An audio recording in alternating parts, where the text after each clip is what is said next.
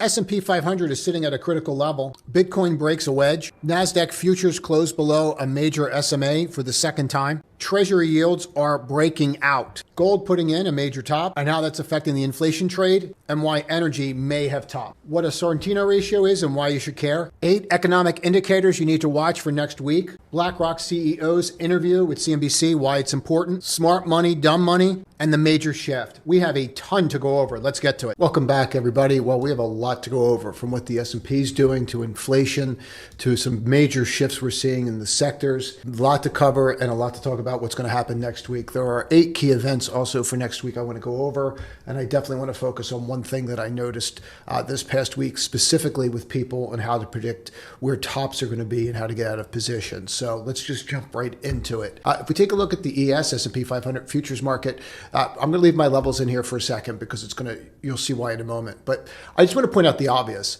You're starting to see the slope. Right now, people are going to say left shoulder, head, right shoulder. We're going to get into that, but you're starting to see the slope. Now, if we just put in the most simplest of indicators, we can just see that the 12 and the 22 are sitting right here, and the 55's there. This is going to clear it all out, so we're just going to do it that way. It's cleaner. I'll put my levels back in. So here's the larger issue with what we're saying, and why am I doing this through futures versus doing this through SPX? That should be really clear when you're looking as why am I doing this through futures through the SPX? Futures always, they're around longer, right? So you're going to get more data.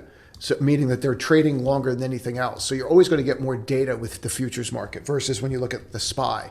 You're just going to get, here, I'll clean all this off as well. You're going to just get more data.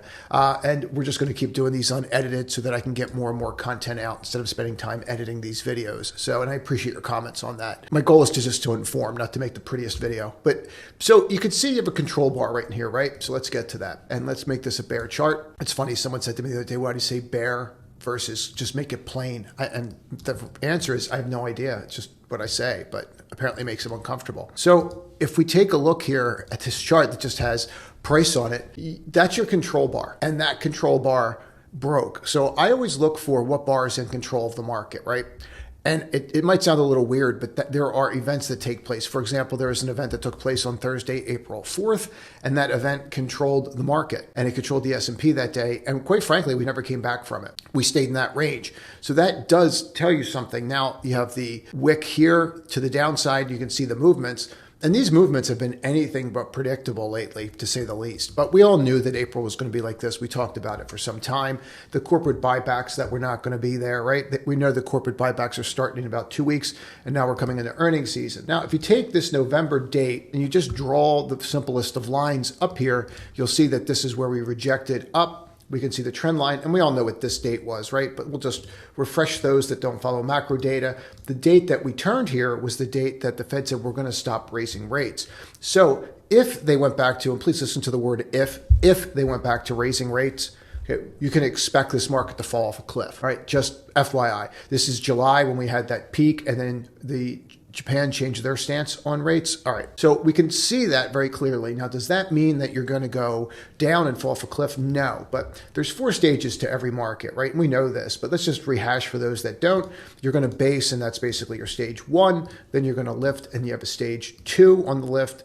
Then you get to about a stage 3, which is where you come off of that, and then you're going to figure out what you're going to be when you grow up. And then you're going to either continue the stage up, or you're going to get to a point and say, that's enough. We made a mistake. We're going back home, right? And then we're going to fall off a cliff. So they're the stages that you're at now. If you had to look at this, you would have to go on the assumption that you are no longer in that stage 2. And why would you have to go on that assumption? You'd have to go on that assumption because you broke the stage 2 and you've been below it now for 3 to 5 days. You always give it some room for error, right?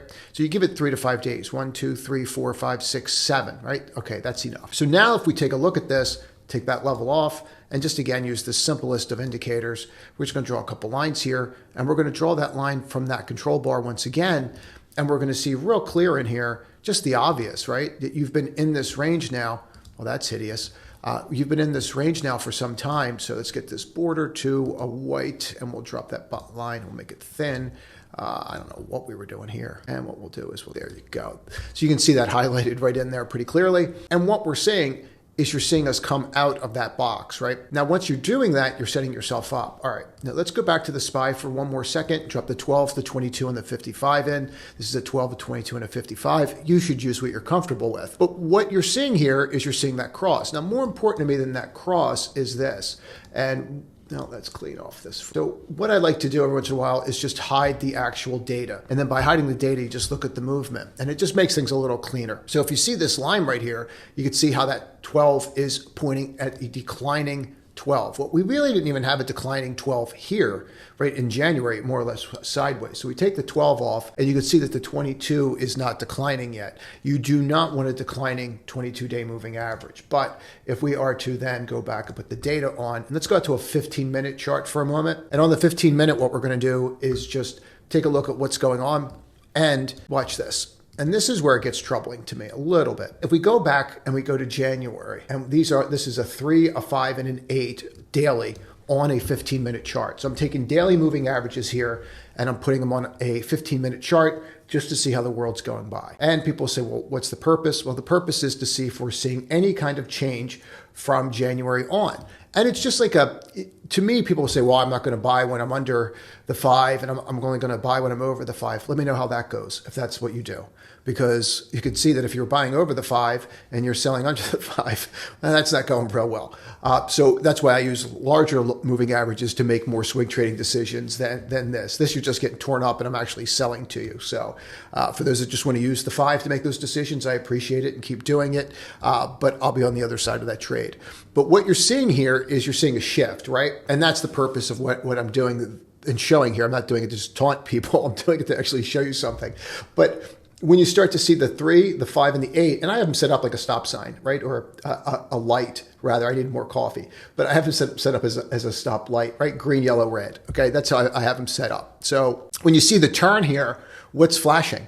Red, right? So what would that mean to you, right? That would kind of mean, okay, stop, right? So that's kind of the way that I use this signal. Now, to me, the signal kicked in here, right in April. Now, ask yourself a question. How'd your trading go in the past 2-3 weeks? Were you less smart than you previously were? Okay, and that's the thing people have to realize about this. Now, obviously, the Nasdaq's going to be a little more volatile, but let me just show you from the 24 over, and I'll clean off my fancy lines, and we'll get back to the fancy lines. And I apologize if you hear some slurping, but I'm drinking coffee at the time of making this. So, all right, so here's the 24, and you can see how you're rolling here, right? That's an issue. Let's get back to the cues before we get into the SPY and some of this other stuff. So, because there's a lot to go over, man. There's a lot, and I'm going to try to pack this in and keep it short and sweet, but we have a lot to go over. And I really want to go over something that's really bothering me that I keep seeing on the internets, and we're going to address it. And because I think it's actually being very detrimental to people, and I wasn't really going to cover it before, but I think we're going to have to cover some of it. So what I'm seeing in here is you're seeing that control bar as well right in that area, right? And that's becoming an issue. So then we just do the simplest of index and we drop in the 12, the 22, and the 55. Okay, so are we going to roll or are we not going to roll? I don't have a clue. I could tell you what I'm going to use to figure it out. I'm going to tell you how I'm going to look at the world. I think that what you saw with the inflation trade on Friday should have scared the bejesus out of everybody. And that's a technical term, bejesus. So, and the reason why is because it's not doing what it's supposed to do. Now, this gave a huge indicator here on energy, and we're going to get to this later in the video, but this should have scared anybody, right? So we had a bunch of trades that we did exceptionally well on, and I saw the signal flash. And as soon as I saw this one signal flash, that was it. I closed all of them. So we had trades like TPL that we were in, that I was looking for this 652. I'll clean all this off. And we sold into here. Here, hold on one second. Now, just to show you, this is from the room, and here's the date. I'm going to say something about this because I'm going to cover this in greater detail in this video. If people are saying that they're doing things and they can't even show you a timestamp on it, you have to start taking it with a grain of salt, because I really think it's playing with people's trading. And I am going to address it later in this video, but I want to just go through this. So what I'm showing you is what I do in the room when we were in these trades. So we were in Oxy. We closed it at $70. We made $15 on the trade.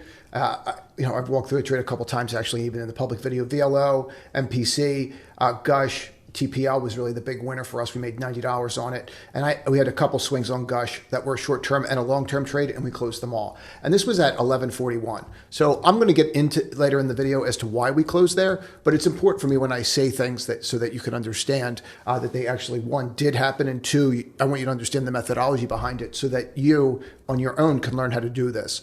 And you can see the movement here, right? This should have woken everybody up that there's a problem.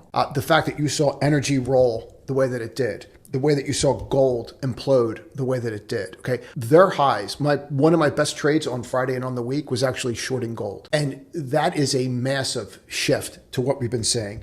Now, what's fascinating about this is, and it even happened in the room, especially with newer traders, they're going to keep putting this trade on. They're going to keep putting on the XOP trade. They're going to keep putting on the XLE trade. They're going to keep putting on the crude oil trade, right? Let's clean all this off. They're going to keep putting this trade on.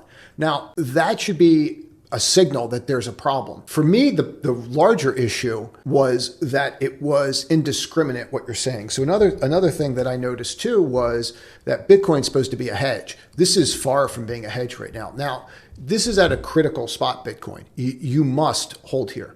You have to hold here. If you don't, I think you have a real problem. And quite frankly, I don't think you're going to hold here. I'll show you now instead of saving it for later, like I'm giving you some kind of spoiler. But for me, I think you've already cracked, and I'll just show it. So if you come right in here, what you're saying is you have this trend, right? And people will say, well, why here? Let me show you that way. So I'm just going to use the bodies, not the wicks. Why am I not using the wicks, and why am I using the bodies? Because wicks are what? Price rejection. I don't care about the price rejection. Okay, I care about the body. So if I'm here and I look at that, we've broken. We tried to get back over it already, and we're not going to. We're sitting on this level that we've tried to crack a couple times. If you break the 65, it's really 64.5, you break that, it's on, and this is going to get ugly. So there are some factors here and some decisions that you're going to have to make, and you're going to see me make two different decisions here. One, that this is going to crack, and then another that something that's even closer to this, I'm going to show you that I think that that's actually probably going to hold. But I have my belief for this. Now, the easiest way to look at this stuff for me is to come back to this reset, and I'm just going to clean all this off, and you're going to see this level right in here. And let me just drop that line. And you can see that, like, okay, well, we really need to hold up here, right? You definitely do. But the easiest thing for me to look at with any of this, right or wrong, and whether it fits my narrative or doesn't fit my narrative, is rate of change. And I'm always looking for signals through rate of change. Now, this is rate of change on a weekly chart. This is rate of change on a daily chart. And the issue always that you have to look at is it's not feasible, I'm going to say this really clearly, it's not feasible for something to go up if the rate of change is negative, right? So if my rate of change is below zero and it's telling me that the rate of change is below zero, it's not realistic for this to go up. Now, if I am to look at this, okay, and I see this rate of change the way that I'm set up here, do you see how, let me blow this up for you. You see how the rate of change right here is actually lower, and here it's higher? Do you see how the rate of change here spiked and then the stock here didn't get higher? Okay, so in other words, that's a negative divergence, right? See how you were lower here and then it went higher? All right, so that makes sense, right? When you're here and then you're lower, right, then that would have made sense. That's not what's happening. So here you're higher and you're breaking the negative. So to me, that's a signal that you have to pay attention to. We can get super technical about it, and I can come in here and I can draw this line and say, oh, it's right there, and maybe we broke, maybe we didn't. We can get into all that. It doesn't matter. The bottom line is there's a zero line, you're below it. So you have to look at that, right? Now that's going to be a little different than if let's say I go and take a look at gold, and you can see how gold actually is all the way up here and how it's starting to like point screaming down. And what you do with something like gold, for me, when I look at something like a rate of change, is I would just look at where it is when it's been up here before and how that's ended in 30 days, right? So how'd that go in 30 days? Well, I was still there. How'd that go in 30 days? Well, I was higher. How'd that go in 30 days? Not too well, right? So you want to kind of look at that and go, okay, well, how'd that go in 30 days? All right, wasn't really the end of the world. So is this something that I want to look at and then make that decision on? Maybe, maybe not, right? To me, it does mean that, okay, we might pull back, but does that mean that it's going to fall apart? No. And I'm not suggesting that gold's going to fall apart. What I'm simply suggesting is that, for me, that's a clear indication that you have a top end. And it doesn't matter the chart. I might as well do it now. But it doesn't matter the chart. It doesn't matter the time frame. For example, see when you have these bars and you have those kinds of reversals, that bar controls the entire market on AVGO. It really doesn't matter. When you have these shooting stars, They control the market. So let's get rid of rate of change, and I'll show you what I mean by this, and then we'll get into it. But I might as well just do it now. So there's the shooting star, right? And what happened with that range? That was your entire range. So when I say control bar, this is what I mean. Like that bar controlled everything for months, right? That bar controlled everything for months. And I can move that up and make it even prettier. All right. And that's not refutable. You can't refute what I'm stating. It stayed in that range for what, 6 months, right? What people argued about it, it's this, it's that, right? It doesn't matter. What do you have here? You could make the same argument, but you have a different kind of bar, right? Because you didn't really have that blow off extensive top. And that's what I'm getting at. It's the same thing with NVIDIA. If we go and take a look at NVIDIA, which we're going to cover for obvious reasons, but if we go and take a look at NVIDIA and we clean this all off, well, you had a blow off here and you stayed in a little bit of range. Here was earnings and you had a blow off and then you stayed in that range, right? So let's go and show you that right there. You can see the range and how you stayed in there. Isn't technical analysis so easy to understand after the fact? And then you come here, and that's why you need more than technical analysis, but we're going to get to that. And what I see here is the undercut, the rally, the undercut, and then everyone keeps saying the same thing. Oh, well, it's clear we're going to break down. Oh, it's clear we're going to rally. There is nothing clear about this except the fact, and this is from somebody that's long, there's nothing clear about the fact of this except that you're consolidating ahead of massive earnings events that are coming next week. That's the only thing that's clear about this. Nothing about this is remotely clear, but this is a pretty interesting spot to take a look at that name. So I went off on a little bit of a tangent there, but you might want to listen to that again. It's really important for people to get this, that you're supposed to be selling into positive slippage. Even on your swing trades, when you see it, if you can do it, you're better off. Like usually on something like a TPL, I'll just be really candid. It's very rare for me to be up 90 or 100 points on a trade on a $500 stock up 20% and just close it in a day. But when I get that kind of signal, and we'll go through the signals that I saw a little bit in this video.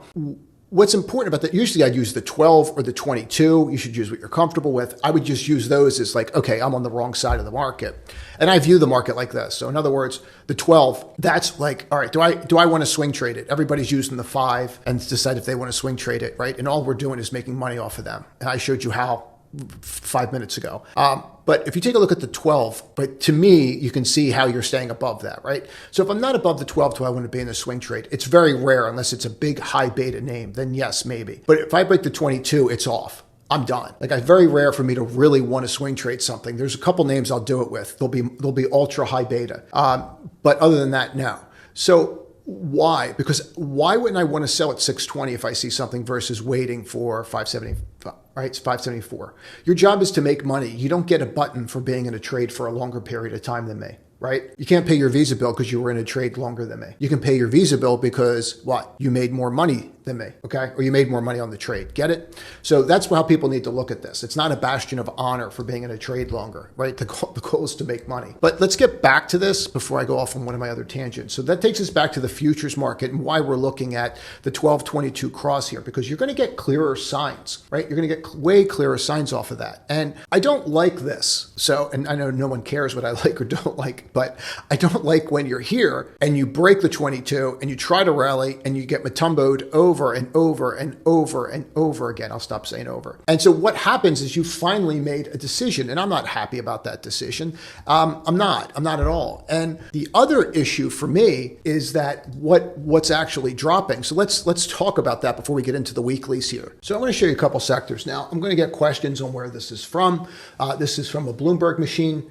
You don't want one. They're expensive. I did reach out to them to see if I can start showing this content, and I think that they're going to allow me to do it. I've seen one other person show this stuff, so I think it's okay, but I'll find out real quick. So I just want to go through this because of the sectors and what's going on out there. And they break their sectors down a little bit differently. And that's what I like about it, right? They'll get very specific about the sectors so that you can drill into it. But nothing has been up. And that's really where I want to go with this. So when you look at Friday and Thursday, it wasn't one thing that like, oh, everybody's going into this. What we saw is we saw flow into beaten down Magnificent Seven names like Apple. That's what we're saying. That's actually a flight to safety. They're just trying to figure out where to park cash. But let's get to that. So if inflation is on, right, why are they selling copper? If we're worried about a war, Why are they selling defensive names? Okay. It doesn't make any sense. This is housing exposure. You could make that argument that inflation is going to be high, therefore rates are going to come down, and therefore that issue. Okay. Expensive defensive names. What are they doing? They're selling the defensive names. Okay.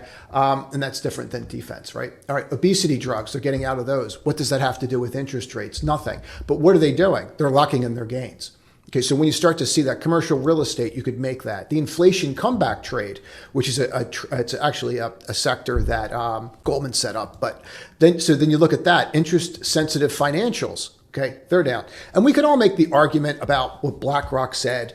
And there is some validity to that that was somewhat frightening. And we'll get to that. Let's just get into it right now. So in front of you is an excerpt. Now, if you Google the following, CNBC, Think, Faber, you're going to get the BlackRock transcript from yesterday. And I would strongly suggest that you read it. And if you want to watch the clip, watch the clip. I don't really watch TV.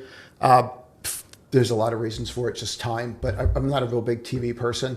I'd rather read the transcripts, frankly, and then make my own decision. But there are a couple things that I really want to go over here that are pretty important because he's saying the loud part, or the quiet part, I should say, out loud. And I'm actually surprised he's doing it, right? But he is. So this is Fink, and he is from BlackRock, and he's the CEO, and he's an insanely smart man. You can go down the tinfoil, hat later, but let's just get to it. So he was asked about 2%, and he says, I think 2% is a hard number. I agree with that, and I don't think we're ever getting to 2% anytime soon. And I think there's reasons for that, and there's a couple things here that he says that I'm really surprised that he actually admitted, and that maybe the political landscape's shifting. Something's happening, but I'm not going to go down that rabbit hole. Let's stay with this one. So the 2% hard number. We've restructured how we frame our economic policy. We have restructured how we frame our economic policy. So he's saying that 2% is not going to happen. But what did we just see? We saw the inflation trade start falling apart. Well, that's kind of interesting. And where do you see the sectors that got hit the worst? We're going to get to that in a moment. We have restructured how we frame our economic policy. We have trillions of dollars of fiscal stimulus in the CHIPS Act. Okay, so here's the thing. You're stimulating the economy with trillions of dollars in the CHIPS Act. Now that these trillions of dollars are going into AI, and he comments on AI in here, we're going to get to that too. We're going to just pack it all in right now. And the Infrastructure Act. And that's kind of interesting, right? And the IRA. And here's what's so fascinating about this. For people that think that this CHIPS Act and AI is like this fad, we're dumping trillions of dollars into this thing. It's not going away. It might not be optimal, and it might not be optimal for a decade, and you're going to see swings on it that are going to be incredible. And it's going to be no different, and I've been saying this, no different than 95 and the ups and downs, only they might be even more wild than what we dealt with before. That's my opinion. But he says this, and I was actually really surprised that he did say it, but he says, we have very poor legal immigration. Now, why am I bringing this up, right, in this? Because this has been affecting all the underlying jobs numbers, and nobody's talking about it. So they have restricted, right? The policies have been restricted, and that's all inflationary in jobs. So as more people have been coming into this is inflationary in jobs. And that's one of the things that people aren't understanding with, why aren't you seeing wage growth? Why are you seeing these numbers the way that they are? And it has to do with this. And so I was actually very surprised that he brought it up, considering the political landscape, but he did. And then the bigger issue is how we think about how we spend our incremental dollars, as we're spending a lot more money on services. This is very true. We've gone from manufacturing to services. We have gone from manufacturing to services. But what did I show on Thursday? See how all these videos are linked? That's why I always tell people that if you like these videos and you find them helpful, make sure you subscribe, because I link all this stuff together, because the market is fluid. It's dynamic. It's not static, right? What we're looking at, what could work one day could not work the next, i.e. energy and oil. All right, let's keep rolling here. But they are spending more money on services. We all are. So if you think about where service inflation is really, that is the main culprit of high elevated inflation. So if you think about where service inflation is really the main culprit of high elevated inflation, okay, more people.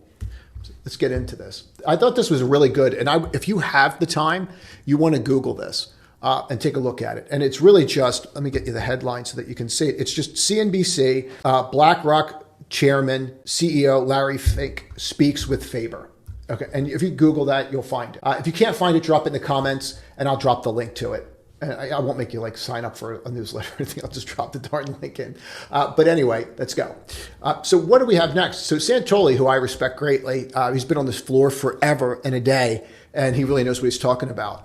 I mean, look, we should remind folks that PCE, so when they interview someone like Fink, they bring in other people because like Faber just can't handle all the questions because he's not an expert in all fields. But I mean, look, we should remind folks the PCE number, which is the target that it's based on, is 2.8. That's basically where we're going. But that is a real good number for the average consumer. It is not. Okay, so what is he saying? But is that a real good number for the average consumer? It is not. Okay, so this is kind of fascinating because they actually take this out of the transcript and they have it in the video. He's telling you like they should not be looking at PCE. He's trying to tell you that they should be looking at CPI, and that what they did with CPI, you remember, but you're not going to remember this, but 6 months ago I said, hey, they're going to start changing how they're calculating CPI this year. And they did.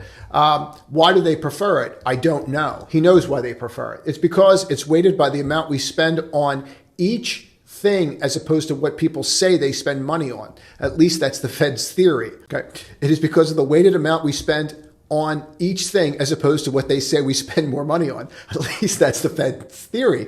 And he says something here, but they cut him off. Yeah, but it's if you use the same statistics on how they measured inflation in the 80s, with higher weightings in food, higher weightings in housing costs and interest rates, it was closer to probably, and they cut this off. And I'm not going to say they did it by accident, but he says 12%. Okay, so he tells you that we're actually probably closer to 12%. And that's what people are feeling when they're going to buy eggs, when they're getting a cup of coffee. I bought a cup of coffee. I don't look because I do the Apple Card thing, but you buy a cup of coffee, it's like $5. It's absolutely insane when you start thinking about it. Like, how is somebody that's trying to raise a family supposed to do it on this? It's very difficult for people. And they're not seeing it change. And the reason it's not seeing it change is because they changed the way they do the calculation. So this was a really surprising article for me, for the way that he spoke about this stuff. But let's keep going. So do you think the Fed is going to keep able to cut rates? Look, when everyone says we're going to have 6 cuts earlier this year, some noted economists, I said maybe 2. And I don't. Look, now you're saying maybe 2. I'm still saying maybe 2. All right. So I would pay really close attention to this. Remember, Fink's a super user. We covered super users on Thursday. You and I are not super users. Well, the combination AI, and I'm cutting out excerpts because this is really neat to see, cannot truly happen unless there's a huge investment in infrastructure. So do we hit a point, and this is what we should be talking about with AI, do we hit a point in AI where they're looking at this going, look, we don't have the capacity to buy more at this point until the amount of energy that is required for AI is generated. We will run out of electricity if we're going to fully adapt an AI world. So does AI, so here's the question you have to think about. You can comment below. I'm really curious about this because this is not my wheelhouse, right? Like I do the macro, the fundamentals, and the technicals, but this is really a fascinating argument for the other side, the people that are not anti-AI, but say that this is going to take slower or that we're, too crazy with the AI. Are we going to run into the same problem that EVs have, that we just don't have the capacity to do this? Like, in other words, EVs would be more adaptive, right? If you could plug your EV in and it was charged in 5 minutes, if you had the electricity to do it. If you go look at places at Chicago, when they're trying to do electricity and they're trying to do these EVs and they're saying, we want 40 semis, Chicago laughed at them and said, that's more power than it takes for the entire city. Does AI run into this issue? And I don't know the answer to that. I'd be interested in your comments below. And if you have articles that you could link or information, I'd love to read it. And so they need to build on, and that's going to stimulate our economy. By the way, to build out more AI, which is the backside, means building out more electricity and power for the data centers and all that. But I think AI will totally transform the business world and the corporate world. If you intersect AI with improving sensor technology, in addition to that, improve robotics, it's not only going to transform the business side and the back office, it's going to transform how we manufacture. Blackrock started our AI lab in 2018 at Stanford. That's kind of interesting, isn't it? It really helped us improve some of our active growth, our systematic equity, and AI performance, about 93% of the above, consistent performance. We believe that AI will transform how we think, that's scary, how we invest, data, retrieval information will be essential. We're using AI to revolutionize our Aladdin system, that's scary, to provide our technology. So many people, so I am neurotic about AI, and I think AI is going to transcend. Now, that said, that's going to take us into the worst performing sectors that are out there. And this is, again, something I really want people to focus on, because it's important to me. And it's important that you understand what's going on out there. So again, this is Bloomberg and it breaks it all down. How I do these videos is how I do my research on the weekends. Okay. I do these and I pull on a thread. and then I see where the thread takes me, right? And this is usually how I get ahead of things. So what people will say to me is, how did you see that coming? Or how you just start connecting the dots, right? It takes time, but believe me, it's worth it, right? That's how you get in NVIDIA at 380. It's how you get in SMCI at like 330, right? You pull the thread. All right. High yield debt sensitivity. Well, they're getting killed. Well, we know why that would get killed. Retail. Why would that get killed if you had good Michigan consumer sentiments? Okay, we just talked about AI and hardware and data centers and how they're going to rule the world. They're down 3% on the day. High beta winners are down 2.77. They're hitting the losers harder. I want to be real clear about this. They're hitting the losers harder. Okay, most shorted are rolling. Okay, they're hitting those. Liquid most shorts, they're hitting those. Non-profitable tech, they're hitting those. The meme names, renewables, China ADRs, and look what was the worst performing of all the sectors: Bitcoin sensitive equities. It seems to me that they're coming for the Bitcoin names finally. It does seem that way to me. Now, let me put this caveat on before we go any further. I am currently short a bunch of those names, and I do think that that is due for some kind of correction. But we are at a precipice there on the chart technically. But I think this is an important concept for us to grasp, and I hope you were able to connect all that. But again, as always, you can comment below. Now, I hope you found that helpful. As always, please comment. Please continue to share these videos. I specifically do not run ads. I don't take paid promotion for anything that's on here. I get asked a lot, but it does affect me with the algorithm because I don't do that. So if you can share this, you'd be surprised the emails I get, people thanking me for someone sharing this video on email, even at work. So it is highly appreciated because my goal is to just give people more information so they can be better. That's the whole purpose of me doing these videos. So if we can just dive right back into it. I want to go through smart money, dumb money.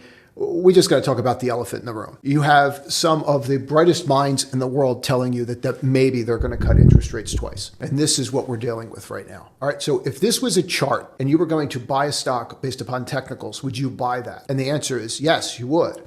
So this means that as someone that is long the 20-year bond, I have a problem, right? Because this is not something that I would want to bet against. So I have to start looking at this economic data. Now, at the end of this video, I'm going to give you 8 things that Morgan Stanley is watching for. So you're going to want to watch this, or you can fast forward to the end right now, but there's 8 things that Morgan Stanley is watching for. I'm going to cover this in order, but it's important for us to understand smart money, dumb money. I want to go through how you can have picked or how you could note that there's a possible top coming in the market in a sector and how we were able to get out of energy. And I want to talk about that concept and some of the misnomers that are out there. I really want people to get. Okay, so let's dive right into it. So if we take a look here at TNX, it looks like we're breaking out, right? Would you want to buy bonds in this market? No. So then we look at TLT. Well, I'm in TLT. I've been in TLT since November. It's been a long-term trade for me. We had people that were talking about the swing trade. The swing trade's over, right? The easy money and the swing trade's over. This is a long-term trade for me. But I have to start thinking, am I on the right side or wrong side of this, right? Because at this point, and this is why when people say, well, why didn't you buy TMF? This is why I didn't buy TMF. This is exactly why I didn't buy TMF. Because if I had bought TMF, this is what I'd be dealing with right now. All right. I don't want to buy TMF here and be dealing with this nonsense right now, right? If I was doing the swing trade, yes. My thought was that they were going to at least cut rates, at least, a couple times this year. I was not in the 7 camp ever. I thought at least a couple times. I'm not so sure they're going to cut rates at all this year. In no time in history have they ever cut rates with manufacturing and services both being over 50. So I don't see it coming. And I think Biden made their job harder by even saying anything. So that's neither here nor there. But let's talk about high yield. And so high yield's a trade that we've been in for some time. We actually bought it this day. And let's just talk about this and what's going on out there, because I think this is important. High yield is now below the 55, and that's a problem. Okay, that is not something that you want to see for anything in the equity markets. If you look at the equity markets, as goes their corporate bonds, please listen to this, as go their corporate bonds, goes the market. There is no greater indicator that you could use for long-term health of what the equity markets are going to do, then just look at the high yield. That's all you have to do. And this, people say, well, how do you know what high yield bonds are doing? Just use this. There's other ways to do it through Bloomberg and more expensive services, but just use this. Am I above the 55 or below the 55? If you're below the 55 here, do you think you should have been skeptical in September? I mean, we could just do the most basic of things here. Here, watch, I'll just drop the SPY right on top of it. Okay, and then we'll just do something very simplistic. Like, let's just take a long, and we'll just drop a long right there and go, okay, well, did I want to be long here or short here on the S&P? Well, probably want to be short. Okay, here's high yield. Do I want to be long or short? I probably want to be long. And you just drop it everywhere, and you're going to get these like misnomer readings. We all know this. You're going to get like false positives, and I would just drop it down while I'm talking. That way I don't look silly. All right, so you're going to get these drops here, and then that's going to get you different positions. Like maybe it's going to work. Like here you're going to break out, right? You go sideways. But if you really look at high yield corporate bonds, and you compare that to the market, like even here, you could see it in 23, and you can see that move right there. This is just an important concept for people to get when you see that stuff, right? I mean, I can just, the list of it goes on and on and on for any time in the market, right? So what you're doing is you're just using HYG, and you're just using for when it flips. And if you're below the 55, you just become a little skeptical. Like, it doesn't mean that it's always going to call like Armageddon, but you just become a little skeptical. Like, I kind of want to see how this is going to play out. So what should you be doing here? I kind of want to see how this is going to play out, right? That's where your head is. Now we have stuff to talk about earnings next week and what's going to change this market. But very simple tool that you could take with you. You could utilize and look at the S&P this way. And then when someone says, I'm going to buy the S&P, and you look here, you can go, I'm going to let this play out. All right, let's get to it. Now, we will get more into this as the week goes on, but I want to give you a quick update here on what's going on. This is not, we don't refer to this as smart money. We don't refer to this as dumb money. We refer to this as institutional, and we refer to this as retail, right? That's how we view the world here, okay? Because this is calculated smart money by institutional movement, and this is calculated by retail movement. We've gone over this several times. This is Sentiment Trader, whose piece this is. And what we've always noted is that these crosses are things that we want to pay attention to, and we always want to pay attention to the disparity between smart money and dumb money. And what we're going to find from this, and it's pretty clear, we'll make these X's. There you go, got little X's.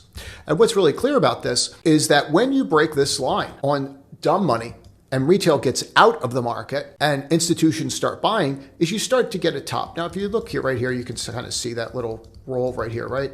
You can kind of see that little slope. I mean, that's not good, is it? And then you can kind of see down here what's happening, right? We're starting to curl up. All right, so you get it, right? Now let's take these things apart and really drill into them. Now, what we're going to do is we're going to pull that apart a little bit, and we're going to look at it from a couple different angles. So again, this is smart money, dumb money, but we refer to this as institutions and retail. All right, so here's Sentiment Trader again, just so you know where the data is coming from. What happens when we cross this line? So this is a spread. So in other words, they're taking smart money, right? And they're dividing it by dumb money, or institutions divided by retail. And what you're seeing is this line. Now, we've talked about this ad nauseum and how long we've been under here, right? And waiting for this to make a move. It made a move, and that's why I'm covering it. We have a lot to cover, so I'm not spending an inordinate amount of time on it, but you understand this, you understand the move right here, and you understand that we are breaking out. And so all we're going to do is not pontificate upon the future like we know it's going to happen, because nobody knows what's going to happen. What we're going to do is we're just going to mark these little levels off and say, well, every time that this broke out like this, what happened? And here we are again. And pretend there's a little question mark right here. All right, put a little X there like it's a question mark, because I can't draw a question mark and nobody wants to see that. So then we're just going to mark right here, and we're just going to say, okay, well, what happened took place? We're going to get some levels there that you're going to be able to see. And what this has done is this has given us a couple sectors where it's very clear that we've rolled over. And then when were those bottoms put in? Well, when we got to the green line, those bottoms were put in, weren't they? And I think that that's a very important distinction. So how far away are we from that green line? I don't know, because this can happen fast or this can happen slow. But when we see this, we have to go on the assumption, and I don't have anything that's this clear as a correlation. Remember, this is not causation, this is correlation. There's a huge difference. So we don't have anything that's this close. All right, let's jump. So then this is going to be the year, and you can see right here on the year how this is going. All right, and you get it? So this is a problem. This is not good. Right? And so here it is with the breakout from the year to date. So this is becoming an issue for us, and it's certainly something we have to pay attention to. Now, I also broke it down like this. So here's dumb money confidence by itself. And we can see this over 3 years, and you have made a lower low. How many times have you made a lower low in here over this period of time and then not gone lower? And I think that's an important way that we could look at this and go, well, here's a lower low. All right, well, here's a lower low.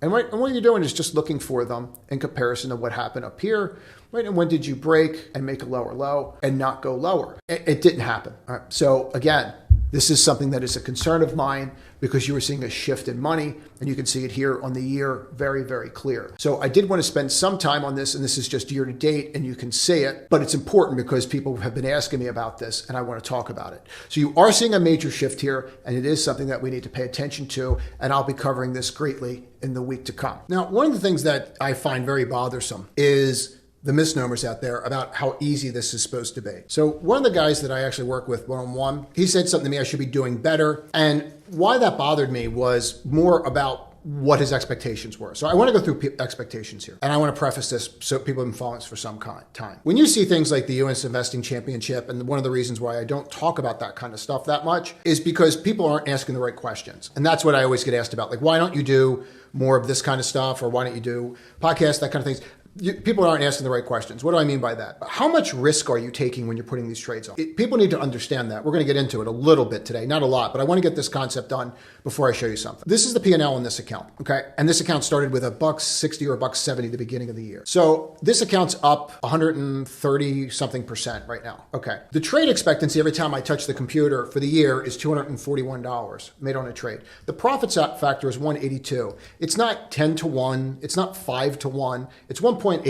The win ratio is 52.58%. It's not 70%. It's not 80%. It's not every day I'm making money, okay? It is a win ratio of 58%. The win-loss is 1.64. It's not 4 to 1. It's not 5 to 1. It's 1.64. Could be closer to 2. And there's no real big anomalies here. There's one day, but it was balanced off by the loss. You can see the loss right here, and you can see the gain. That's because I had a big trade on that I thought was going to work. It did, but you still have the loss from the previous day to offset the gain, right? All right. The whole purpose of me showing you this is the misnomers that are out there. So I'm going to give you a couple concepts that you should be asking when you're looking at trading. And that's the reason I'm showing this. You need to ask how much risk people are taking on these trades. So one way of looking at the world is the Sharpe ratio. It's an energy drink. It's not it's nothing else, just an energy drink. The Sharpe ratio compares the return of investment with its risk, a mathematical expression, and the insight that excess return over a period may significantly more volatility and risk. Economist William Sharpe proposed the ratio. This is from Investopedia.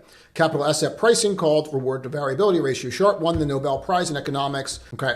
The important thing to take from this is what he's calculating is how much risk that you take. What was your return, okay, versus the risk-free rate of return on the performance of a particular investment category, okay? So yeah, you did great. Maybe you beat the S&P. Maybe you didn't. How much risk did you actually take on that trade? Now, the other one that you can use, and I like this one better, is the variation of the Sharpe ratio. It differentiates harmful volatility from total volatility overall using asset standards, negative portfolio returns, downside deviations instead of total standard deviation and portfolio returns. Sortino ratio takes an asset portfolio returns and subtracts the risk-free rate, then divides the amount. There's calculations for this. It's in everybody's system, so they can actually look at their Sharpe ratio and Sortino ratio and see how they're actually doing, right? Because what you need to do is you need to compare apples to apples. And I'll explain why I'm going over this right now. So I watched this gentleman, and it was something that this person was referring to, and that's why I'm bringing it up, where he talked about how he made $200,000 off this movement. And the movement was he caught the upside of the movement and the downside of the movement. Now, why I'm bringing this up is because to make $200,000 off of this and then off of this, all while you're swimming at the same time, apparently, is because it's almost impossible to do. And I'm not saying that these people that are posting are not doing what they're saying that they're doing. The purpose is that you need to look at this and go, let's just go on the premise that these people are doing this and they did do this. What is the purpose of me going over this? The amount of risk that you would have to take to put on calls to make that amount of money, to then reverse the position and put on puts, is astronomical. Because if you look at the puts and the calls in between things like this, then you're looking at roughly those puts and calls moved $1. So the amount of money, capital that you're gonna have to outlay for that kind of return is insane. Now, if someone came out and said, I bought puts here because I ran into this level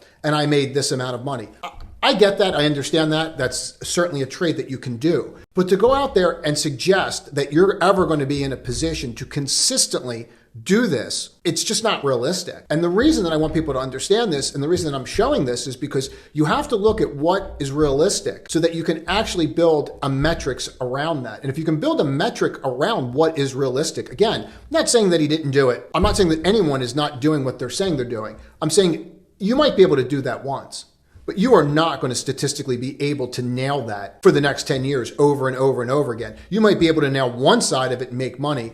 And it's important to look at what you can do consistently. And looking at how much money you're risking will allow you to note what you're going to be able to do consistently and what you're not going to be able to do consistently. I hope this was helpful. Now, the concept at the beginning of this video that I said I would go over was, how are you going to be able to determine if energy or any sector like gold or any of those names is peaking? And how you're going to be able to do this, and I'm going to show you how I do it so that you can do it as well. See, below you have the underlying asset. So whether or not your underlying asset is gold, whether or not your underlying asset is copper, whether or not your underlying asset is silver, it doesn't matter. What matters is how can you benefit from this? So I'm going to just show you very quickly. You see how as energy continues to move higher, okay, oil moves with it, right? So this is crude oil down here. So the underlying asset moves higher. See how you peak right here. And then at the same time, energy peaks with it. You see this? Okay. So this is peaking with this. All right. So we are here. You see how crude oil is here, okay? See how crude oil did not take out the high. See how energy took out the high. Energy's ahead of itself. So from this date on, from mid-March, you're at risk. You're at risk because you're overextended over the movement of the underlying asset. Not on a percentage basis, but because you're moving further ahead from it, which means the majority of people are piling into the energy trade, right? That just makes sense. Now, doesn't mean you get out right away, but you understand that you are now vulnerable to the move to the downside because you are ahead of this, all right?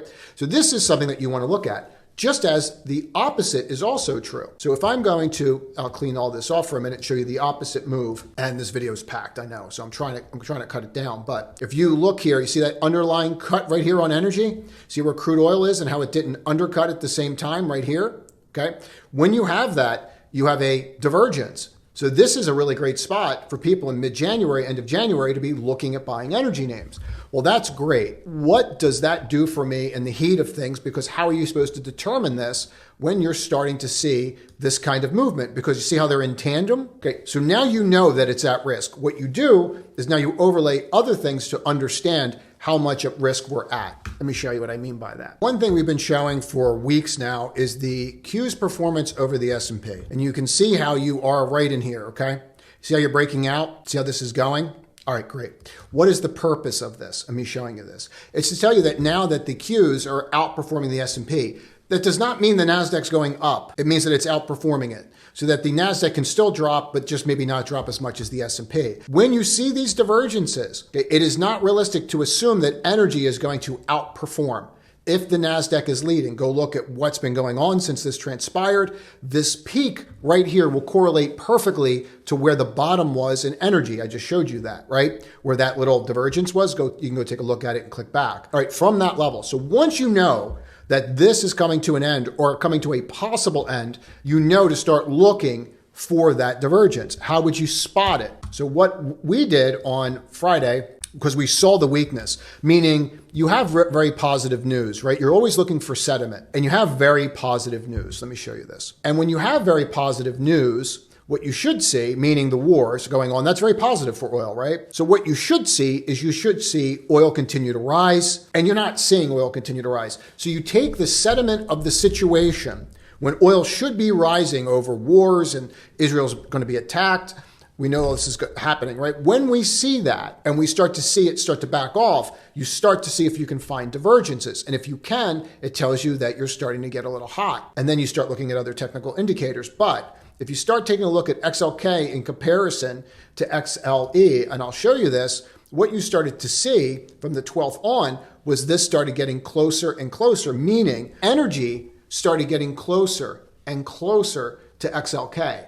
Well, that makes absolutely no sense whatsoever, right? It makes zero sense. So if you look at how the market started, you had XLE ripping and you had XLK dropping. And then by the end of the day, if we go to the 12th and we just look at the 12th, you'll see that they actually flip. And that energy at this particular time, all of a sudden is underperforming. What is it doing? It's underperforming the XLE. Why is this important? Look at the timing when we closed all these energy trades, straight out. This happens at 11:17. You give it some time for it to see if it's going to get itself together, figure out what it wants to be when it grows up, and it doesn't. And when you start closing all the energy trades. So you're getting out while you can. All right. And this was the main reason when we saw this that we needed to move on, because we knew that this was going to continue. So what that does for us when everybody else is going to be looking at these down the line and seeing if they're holding, for example, go this to a bear chart like TPL. So what we're doing is we're getting out into this while everybody else is going to be looking at that bar and trying to figure out what's going on and hoping and praying it holds. Same thing with Oxy, right? Everyone's going to be hoping and praying it holds. And what we're doing, and what you should now have the ability to do, if you watch that, is listen to this and go, oh, well, he got out in here. Now, maybe I could have got out better. Okay, maybe there's a way that you could say that's the absolute top, but nonetheless, this is where we're getting out. So we're getting out in here off trades we've been in for months based upon drilling into a 1 minute chart. You might want to watch that a couple times. Now, I want to go through 8 things that Morgan Stanley is going to watch this week very closely because of the data. And they're watching it more closely this week than they ever have. So let's get to it. Empire Manufacturing will be released at Monday at 8:30. They will watch this very, very closely. They're telling you exactly where we were. However, the ISM bounced above that 50. We went over that earlier, which is the highest level. So now they're going to start drilling into that manufacturing number line by line is what makes it up. Retail sales, control group rises to 0.6. Includes a 0.2 boost from seasonal factors despite an early Easter. Then they're going to want to watch the housing market, see how that goes. Housing starts. There are some disparities there as they're talking about single family activity surged, but permits are not rising. That's a problem because you have single family activity increasing and you have permits dropping. So they're going to want to watch that very, very closely. If you get into industrial production, which is on Tuesday, they have a 0.5% rise they're looking at. And they're talking about utility usage rising, which could also affect what? CPI, manufacturing survey, has been stabilizing in output after a year and a half of decline. So they're going to want to watch this closely as well. The Beige Book is something we really haven't been paying attention to, but it will show economic activity. And so what they saw based upon the data is they want to watch that again. Philly Fed manufacturing, same reason you watched. The Empire manufacturing, existing home sales. We expect a 7% reversal in March. Last February, also a temporary overshoot. So this sounds like it's going to be something to watch Thursday at 10 for that number. So these are the spots that they are watching the market very closely. And what week would be complete without a speech from Powell and several other Fed speakers, and all the dates are listed here. That's it.